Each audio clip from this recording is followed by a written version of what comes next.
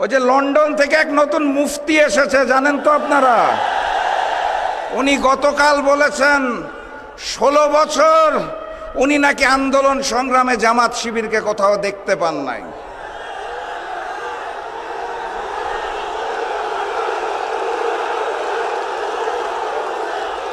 আমি বলি কিভাবে দেখবেন? দেখার তো আপনার উপায় ছিল না। আপনি নিজেই তো পলাতক ছিলেন 17 বছর। 17 বছর ভিডিও কলে রাজনীতি করে জনগণ আপনাকে গুপ্ত বলে, সেই দুঃখে এখন আপনি জামাত শিবিরকে গুপ্ত বলতে চান। ওই শেখ হাসিনার বয়ানে বাংলাদেশের রাজনীতি চলবে না। দিল্লির চশমা চোখ থেকে খুলে বাংলাদেশের রাজনীতি করুন, আপনাকে আমন্ত্রণ জানাবো।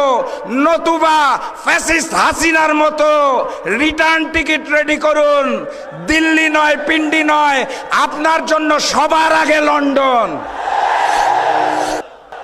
11 তারিখ রাত থেকে 12 তারিখ ফলাফল ঘোষণার আগ পর্যন্ত নোয়াখালীর সকল ছাত্র এবং যুব ভাইরা প্রস্তুত হয়ে যান।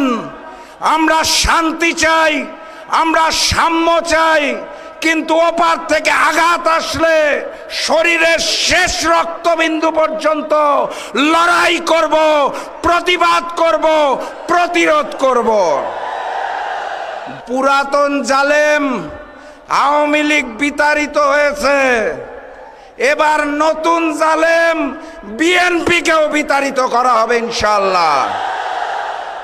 সর্বশেষ কথা, গতকাল